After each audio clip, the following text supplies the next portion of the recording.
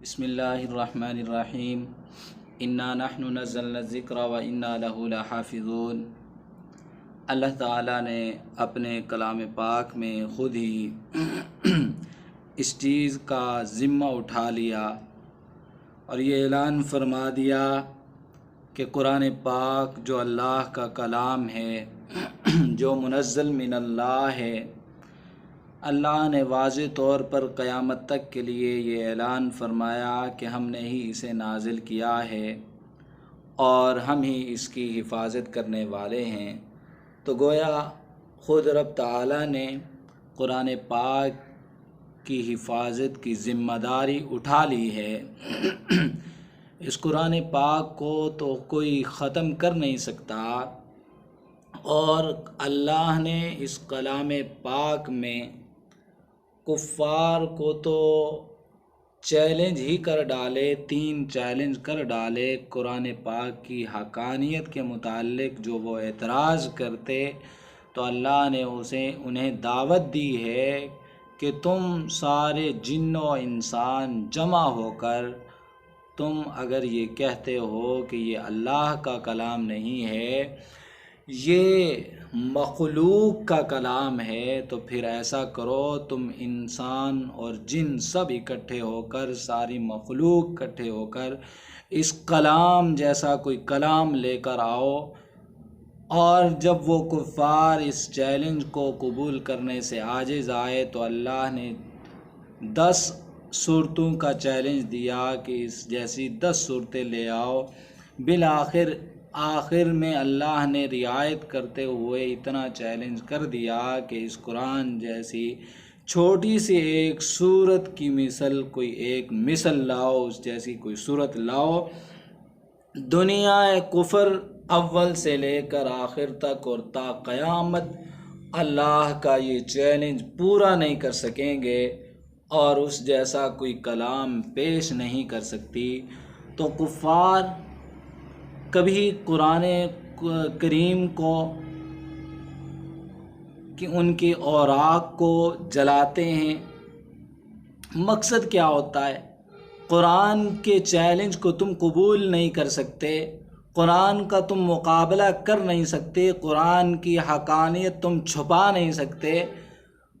قرآن کی حقانیت واضح ہے، لیکن قرآن مجید کے اوراق کو جلانا، کفار کی طرف سے قرآن مجید کی گستاخی کرنا اور بے حرمتی کرنا، سوائے اس کا کوئی اور مقصد نہیں۔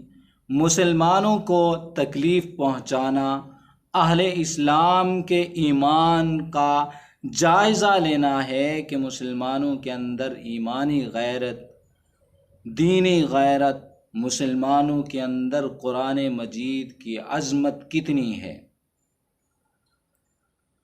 اور بہرحال مسلمان گناہگار بھی ہو سکتا ہے، مسلمان ہر جرمدار بھی ہو سکتا ہے، لیکن مسلمان حرمت رسول پر کبھی خاموش نہیں رہ سکتا، حرمت قرآن پر، عظمت قرآن پر، گستاخی رسول پر، گستاخی قرآن پر کبھی چین سے بیٹھ نہیں سکتا، مسلمان برداشت نہیں کر سکتا۔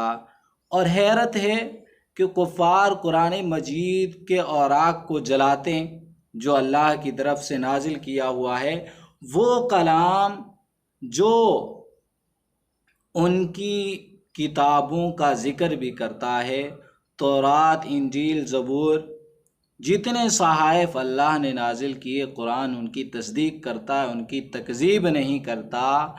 اور یہ بات بھی بڑی عجیب ہے کہ آج تک پوری دنیا میں کسی بھی مومن نے، کسی بھی مسلمان نے کسی آسمانی کتاب کو جلا کر اس کی گستاخی نہیں کی ہے۔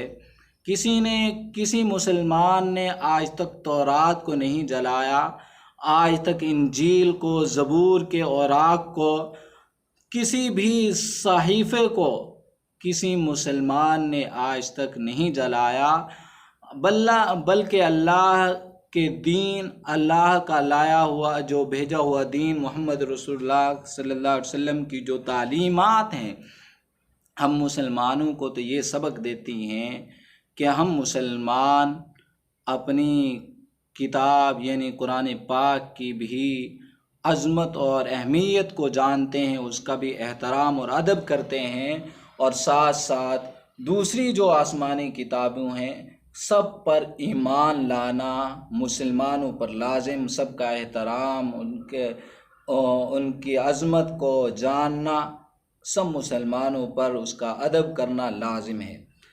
اس لیے مسلمان کسی بھی مصحف کو، کسی بھی پہلے والی کتابوں کو جلا نہیں سکتے۔ تو یہ کفار کی طرف سے مذموم حرکت، اور خاص طور پر یہ عید کے موقع پر سویڈن کے کافروں نے حکومت کی طرف سے اجازت کے طور پر یہ کام کیا۔ اہل اسلام اس عمل پر، اس حرکت پر وہ دکھی دل ہیں۔ ہر طور پر، ہر اپنی کوشش کے مطابق ہر مسلمان کو اس لحاظ سے احتجاج کرنا چاہیے، اس لحاظ سے اپنی آواز کو بلند کرنا چاہیے، جہاں تک جتنا جس کا اختیار ہے اس معاملے پر اپنا احتجاج اور اپنے درد دل کو اپنا بیان کریں اور ظاہر کریں کہ ہم مسلمان قرآن مجید کی حرمت پر، اپنے دین پر کبھی بھی خاموش ہونے والے نہیں ہیں۔ ہم مسلمانوں کے اندر ابھی بھی غیرت موجود ہے۔ ہم مسلمان حرمت رسول پر کبھی بھی سودا بازی، کبھی بھی خاموشی اختیار نہیں کریں گے۔ جہاں تک ممکن ہو سویڈن کی مصنوعات کا بائیکاٹ کیا جائے، اور جہاں تک ممکن ہو ان کے ساتھ تعلقات ختم کر دیے جائیں۔ ہر آدمی اپنی وسعت اور طاقت کے مطابق جہاں تک وسائل ہیں وہاں رہتے ہوئے ان کا بائیکاٹ کیا جائے، تاکہ ہم مسلمان ان تک یہ پیغام پہنچا دیں، ان تک یہ آواز ہم اپنی پہنچا دیں کہ ہم مسلمان حرمت رسول پر کبھی خاموش ہونے والے نہیں ہیں۔ ہم اس واقعہ کی بھرپور مذمت کرتے ہیں۔ رب تعالیٰ سے دعا ہے اللہ تعالیٰ ہمیں دین اسلام پر استقامت نصیب فرمائے۔